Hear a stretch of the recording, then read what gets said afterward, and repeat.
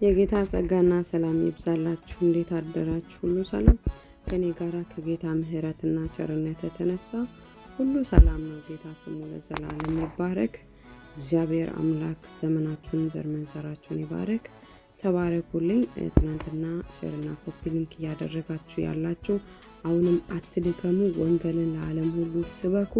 ሼርና ኮፒ ሊንክ በማድረግ እናንተ ደግሞ ስበኩ። እኔ አነባለሁ፣ እናንተ ሼርና ኮፒ ሊንክ በማድረግ እንግዲህ ለዓለም ታደርሳላችሁ ማለት ነው። ዛሬም ደግሞ አንድ ከባድ መልእክት ያለበት ስፍራ ላይ ያለ ነው። እሱ ምንድነው? ከማንበቤ በፊት እሱ ምንድነው ብላችሁ ከጠየቃችሁኝ፣ ሃሌሉያ ከልምድ ህይወት ወተን ስራ ባለው ጸሎት እንጸልያለን። በልዩነት እንጸልያለን። ስንጸልይ እንዲሁ ልማድ ስለሆነ አንጸልይም። በኢየሱስም በልዩነት እንጸልያለን። በልዩነት እንወጣለን። በልዩነት እንገባለን። በልዩነት ይሆናል ሁሉም ነገር። ኢየሱስ ጌታ ነው። እናነበዋለን። የምናነበው መጽሐፍ ቅዱስ ክፍል ሐዋርያት ሥራ ምዕራፍ 3 ላይ ዛሬ ደርሰናል። ጌታ ረድቶን ስሙ ለዘላለም ይባረክ። ዘመናችሁ ይባረክ። በኢየሱስም አነባለሁ። ጴጥሮስና ዮሐንስም በጸሎት ጊዜ በ9 ሰዓት ወደ መቅደስ ይወጡ ነበር። ወደ መቅደስም ከሚገቡት መስዋዕት ይለምን ዘንድ ሰዎች ተሸክሞ መልካም በሚሏት በመቅደስ ደጅ በየቀኑ ያስቀምጡት የነበረ ከእናቱ ማኅፀን ጀምሮ አንካሳ የሆነ አንድ ሰው ነበር። እርሱም ጴጥሮስና ዮሐንስ ወደ መቅደስ ሊገቡ እንዳላቸው ባየ ጊዜ መስዋዕትን ለመናቸው። ጴጥሮስም ከዮሐንስ ጋር ትኩር ብሎ ወደ እርሱ ተመልክቶ ወደ እኛ ተመልከት አለው። እሱም አንድ ነገር ከነርሱ እንዲቀበል ሊጠብቅ ወደ እርሱ ተመለከተ። ጴጥሮስ ግን ብርና ወርቅ የለኝም፣ ይህን ያለኝ ግን እሰጥሃለሁ። በናዝሬቱ በኢየሱስ ክርስቶስ ስም ተነስና ተመላለስ አለው። በቀኝ እጁም ይዞ አስነሳው። በዚያን ጊዜ እግሩና ቁርጭምጭሚቱ ጸና። ወደ ላይም ዘሎ ቆመ። ይመላለስም ጀመር። እየተመላለሰም እየዘለለም እግዚአብሔርን እያመሰገነ ከእነርሱ ጋር ወደ መቅደስ ገባ። ሕዝቡም ሁሉ እግዚአብሔርን እያመሰገነ ሲመላለስ አዩት። መልካም በሚሏት በመቅደስ ደጅ ስለ መሥዋዕት ተቀምጦ የነበረ እርሱ እንደሆነ አወቁት። ለእርሱም ከሆነው የተነሳ መደነቅና መገረም ሞላባቸው። እርሱም ጴጥሮስንና ዮሐንስን ይዞ ስለ ሕዝቡ ሁሉ እየተደነቁ የሰሎሞን ደጅ መመላለሻ በሚባል አብሮ ወደ እነርሱ ሮጠ። ጴጥሮስም አይቶ ለሕዝቡ እንዲህ ሲል መለሰ፣ የእስራኤል ሰዎች ሆይ በዚህ ስለምን ትደነቃላችሁ? ወይስ በገዛ ኃይላችን ወይስ እግዚአብሔርን በመፍራታችን ይህን ይመላለስ ዘንድ እንዳደረግነው ስለምን ትኩር ብላችሁ ታዩናላችሁ?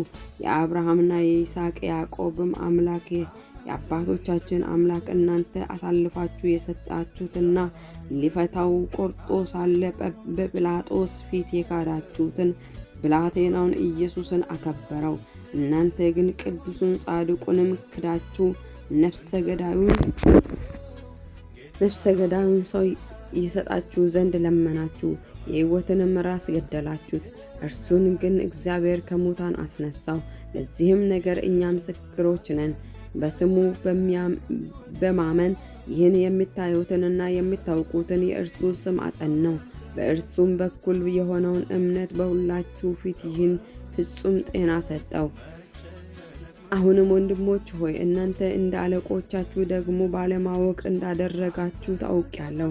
እግዚአብሔር ግን ክርስቶስ መከራ እንዲቀበል አስቀድሞ በነቢያት ሁሉ አፍ የተናገረውን እንዲሁ ፈጸመው።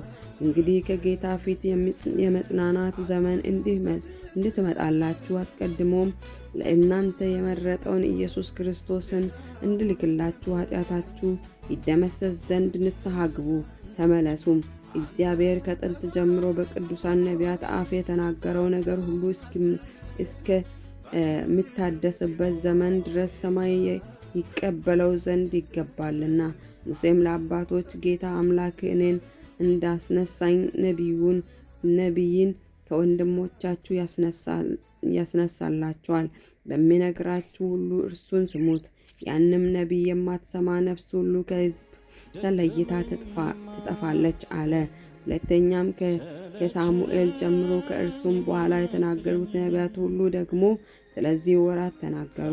እናንተ የነቢያት ልጆችና እግዚአብሔር ለአብርሃም በዘርህ የምድር ወገኖች ሁሉ ይባረካሉ ብሎ አባቶቻችን ጋር ያደረገው የኪዳን ልጆች ናችሁ።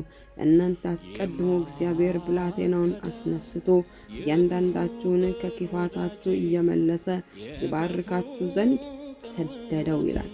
ሃሌሉያ! ኢየሱስ ጌታ ነው። ስሙ ለዘላለም። እዚህ ስፍራ ላይ የምንረዳው ወገኖች ምንድነው ካላችሁ ሰዎች ትኩር ብለህ ተመልከት አለ። ጴጥሮስ ምንድነው ያለው? ይህንን ሰው መጽዋዕትን የሚለምን ሽባ የሆነውን ሰው ምንድነው ያለ? ትኩር ብለህ ወደኛ ተመልከት። ምን አድርገህ? ትኩር ብለህ። ትኩረታችን ዛሬ በጌታ በኢየሱስ ክርስቶስ ስም ይመለስ። በእውነት ትኩር ብለህ ወደ እኛ ተመልከት አለ። እንዲሁ ደግሞ ብርና ወርቅ የለንም፣ ያለንን ግን እንሰጣለን። በክርስቶስ ኢየሱስ ስም ተነስና ተመላለስ አለ።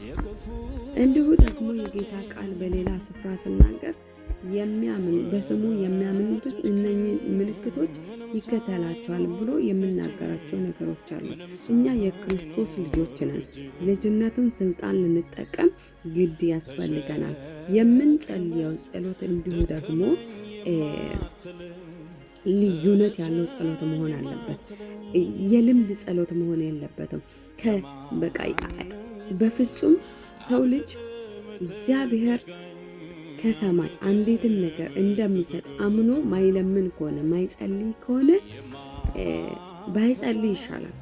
ምክንያቱም ክርስቶስ ኢየሱስ ለሱ እንደሚሰጥ ካላመነ እምነት በሌለው መንገድ የሚጸልየው ጸሎት ምንም አይነት ፋይዳ የለውም ወይንም ጥቅም የለውም። ስለዚህ እንደዚህ እነኚህ ሰዎች ጴጥሮስና ዮሐንስ 9 ሰዓት ላይ ሁሉ ጊዜ ይጸልዩ ነበረ። ሃሌሉያ! ኢየሱስ ጌታ ነው። ዛሬም በኢየሱስ ክርስቶስ ስምና ስልጣን ሽባ አድርጎ ያስቀመጣችሁ የትኛውም ነገር በኢየሱስም ከሕይወታችሁ ላይ በክርስቶስ ኢየሱስም የተነቀለ ይሁን። አሜን ብለህ ተቀበል። በኢየሱስም ይሄ ቃል በሕይወታችሁ ላይ ይሰራል። እኔን አሉን አትመልከቱ። እኔን ማንነቴን አትዩ። እኔ እናንተ ትናንትና የምታውቋት አዱን አትዩ። ዛሬ ጌታ ግን ይናገራል፣ እንዲህ ይላችኋል። በኢየሱስ ክርስቶስም ሽባ ያደረጋችሁ እንዳትነሱ እንዳትጸልዩ ያደረጋችሁ ስትጸልዩ እንኳን በልዩነት እንዳትጸልዩ ያደረጋችሁ በልምድ ያጸለያችሁ በጌታ በኢየሱስም ከሕይወታችሁ ላይ የተነቀለ ይሁን። በኢየሱስም ድንቅና ተአምራት በሕይወታችሁ ላይ ይሁን። ኢየሱስ ስሙ ለዘላለም ይባረክ። እግሩና ቁርጭምጭምቱ ጸና ይላል። በኢየሱስ ክርስቶስም ተነስና ተመላለስ ጴጥሮስ ባለ ሰዓት ከዛ ምንድነው እግሮቹ ጸንቶ ቆሙ፣ ተመላለሰ፣ ዘለለም። በእስራኤል ሕግ ሽባ ወደ መቅደስ አይገባም ነበር። ስለዚህ ሽባነቱን ወደ ቸርች መግባትን የከለከለውን እግዚአብሔር ቀንበሩን ሰበረና ወደ ቸርች አስገባው፣ አዘለለው፣ አዘመረው። ሃሌሉያ! ኢየሱስ ጌታ ነው። ደቂቃ ይገድበናል በጌታ በኢየሱስ ስም። ይህ ቲክቶክ ቢያንስ ምን አለ 20 ደቂቃ ቢሰጠኝ እና ስለዚህ ወገኖቼ እላቸዋለሁ በልዩነት እንውጣ፣ በልዩነት እንግባ፣ በልዩነት እንጸልይ። በኢየሱስም እግዚአብሔር በእውነት ተአምራትን ያደርጋል፣ ድንቅን ያደርጋል። እናንተ ትናንትና የካዳችሁት ክርስቶስ ኢየሱስ ጲላጦስ ሊፈታ ሳለ ነገር ግን እናንተ አልወደዳችሁም ብሎ ጴጥሮስ የምናገርለት ኢየሱስ ጌታ ነው።